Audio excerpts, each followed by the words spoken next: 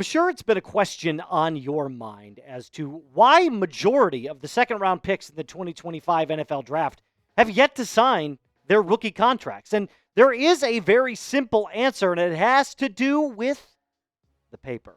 Welcome in to the NFL Daily by Chat Sports Channel. My name is Moose, and on today's show, we're going to be talking about why the second-round picks in the 2025 draft class, at least the majority of them, have been holding out. Now, should this be at least a cause for concern? I mean, are we, looking at this and saying, are these guys not going to play? What's the problem? What's the contract language look like? Relax. I've got all of the answers for you. It's not nearly as sinister as I make it sound, but nonetheless, we do have to talk about it. Now, before I get into any of that, my friends, we are already at 346 subscribers in July, which is outstanding. So here's what I need you to do. I need you to hit that sub button. Let's try to get to 500 subs before July 16th, which is like right at that halfway point throughout the month of July. That gives us what, like 5 or 6 more days to do it? I believe we can get at least 25 on today's episode. So lock us in if you love NFL football. Hit that subscribe button. Let's talk about it. Adam Schefter basically kind of dropped the truth bomb on everybody and said this. Look, out of all of the 32 second-round draft picks, only 2 have signed their deals, and both of those, being Jayden Higgins and Cleveland's Carson Schwesinger, have fully guaranteed contracts. So you can rightly assume that the reason that the second-round picks have not signed is because they're all waiting to see what kind of guaranteed money they get in their rookie deal. Let's talk about Jayden Higgins, first of all. Second-round pick by the Texans out of Iowa State, had a really productive 2024 season. Third-team Associated All-American in 2024, and he signed a 4-year deal worth $11.7 million, fully guaranteed. Look, he's a talented kid. I'm not going to deny it. In fact, the 2 guys that I'm talking about are both very talented players. So I'm not upset with them getting their fully guaranteed contract. And at Iowa State, stud. I mean, 2024, 87 receptions, 1,100 yards, 9 touchdowns, only 2 drops. We're talking about a guy that I believe could end up becoming a very solidified number 2 option for C.J. Stroud in Houston while Tank Dell recovers from his, season-ending surgery and that horrible knee injury he had. So let's get back to the main topic, though. The guaranteed money is clearly the sticking point right now. I think we can all agree on that. All of these players and all of their agents, I'm sure, are coming together and asking themselves, what does it look like for me if I'm the 43rd overall pick? How much guaranteed money am I going to get? So we all know what they're going to receive in terms of their actual full compensation. There's no arguments about that. But what is the fully guaranteed amount? Carson Schwesinger, another perfect example. Second-round pick by the Browns out of UCLA, middle linebacker. And according to all reports out of Cleveland, he's performing really, really well in OTAs and minicamp. Signed in a 4-year, $11.8 million contract. Again, fully guaranteed. So the 2 guys that have signed their deals have fully guaranteed deals. Now, if you're wondering about your team, right, and let's just say you're thinking out loud, okay, what does my second-round pick have to do with this? Or is he going to sign? Is there a concern that maybe he will hold out as soon as they get to training camp? I don't think so, and I'll tell you why. Last year, there were 2 major first-round picks that ended up holding out. Caleb Williams and Rome Odunze. And both of them signed like the day before training camp started. So I'm not so sure that we have, to be overly concerned about any of these players signing their rookie contracts. What are they going to do? Not play? I think the only one right now is Shamar Stewart from the Bengals, or is it Shamar Turner? One of the 2 there. That is, really upset about his rookie deal from the Cincinnati Bengals, who are notoriously cheap. NBC Sports said this about rookie contracts. For a little bit of context, last year's 33rd overall pick, Keon Coleman of the Buffalo Bills signed a 4-year deal worth just a little over $10 million per Spotrac, which is a website, kind of devoted to giving us all the best inside information on sports contracts. $9.6 million of that was fully guaranteed, which is just a hair under 96% in fully guaranteed money.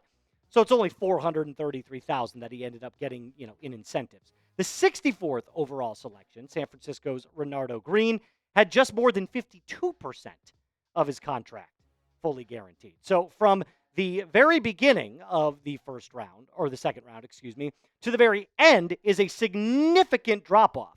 And that's where everyone is kind of concerned.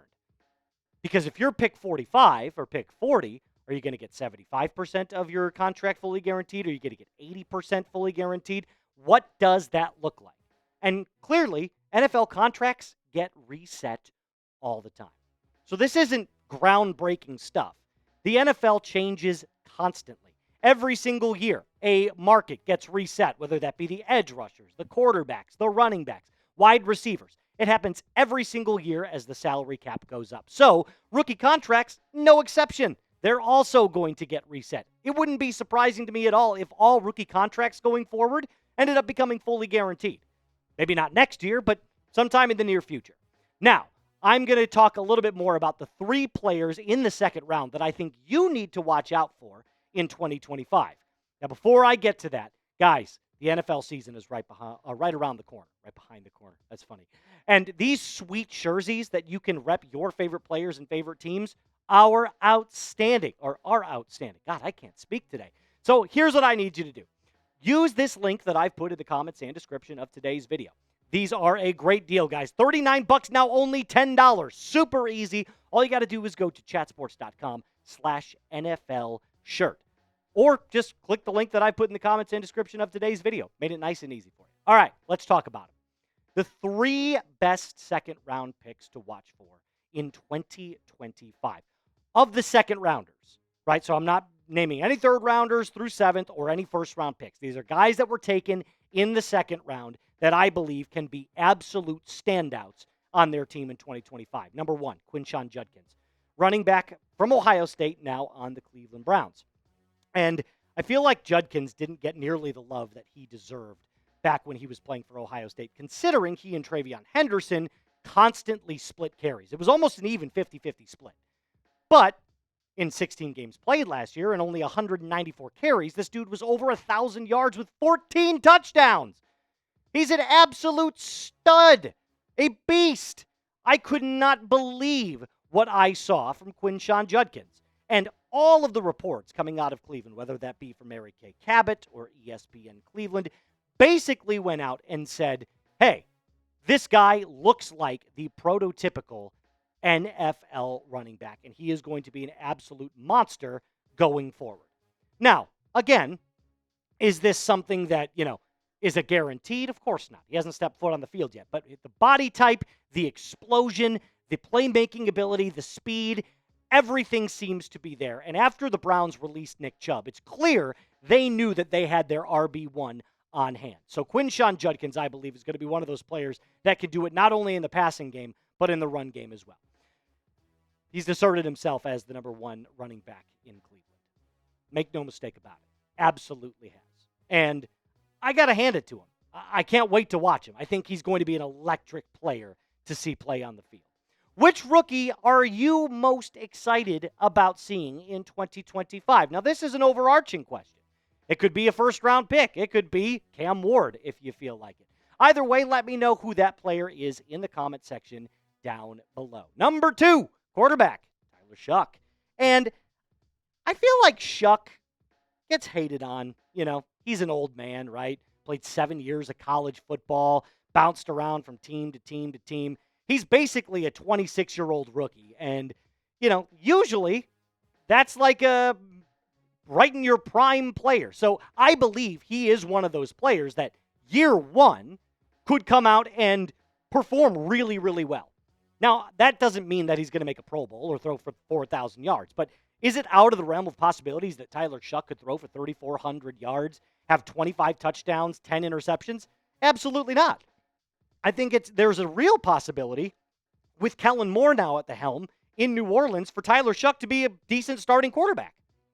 Now, I don't know what his ceiling is, but I know what his floor is. And I think his floor is a certified backup.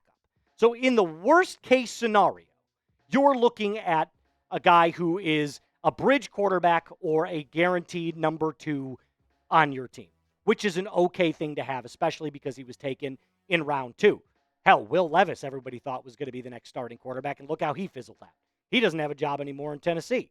So I feel like Shough has not a lot of Will Levis in his game, but the floor could be what Will Levis is right now, which is a backup quarterback or bridge. But he does have the distinct advantage of not going up against really any talent on that Saints depth chart. Derek Carr retired. He's gone. So now you got Spencer Rattler and Jake Haener. So this should be a very, very easy quarterback one job to win. The starting quarterback position is wide open, and I think it's Shucks to lose. So watching him, play will be an interesting experience, considering he's got good size, he's got good pocket awareness, he's got a decent enough arm. I think he can have a pretty decent career if he plays his cards right. Let's talk about the last guy. Let's go over to the defense, Mike Green. Now, I know what you're thinking. Guy who had some off-the-field issues.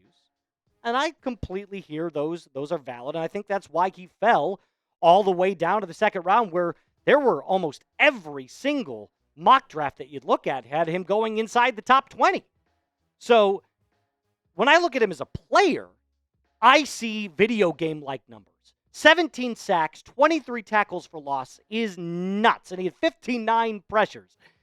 So who is he most reminiscent of, right? Who does he remind me of? Well, there's one player and one player only, because I'm about to blow your mind with some pre-combine statistics. He's Khalil Mack, but he's faster. Don't believe me? Take a look. Look at this pre-draft comparison. These are almost identical numbers. But Green is faster and better out of college, straight out of college. Mack, 6'3". Mike Green, 6'3". Both 251. Green runs a 6.85 three-cone drill, where Khalil was just a little bit over 7. They both played in very small conferences. They're almost the exact same player. But it's like almost if you sanded out the edges of what Khalil Mack was, you get Mike Green, which is crazy to think about. And I can't wait to watch him. He was my favorite player as a prospect coming out in the 2025 NFL Draft. All right, if you made it to the end of the video, make sure you hit subscribe for me. Remember, 25 subscribers on today's video is not that tough of an ask. So if you love NFL football and you cannot wait, make sure you hit that subscribe button, like the video, and as always, be cool.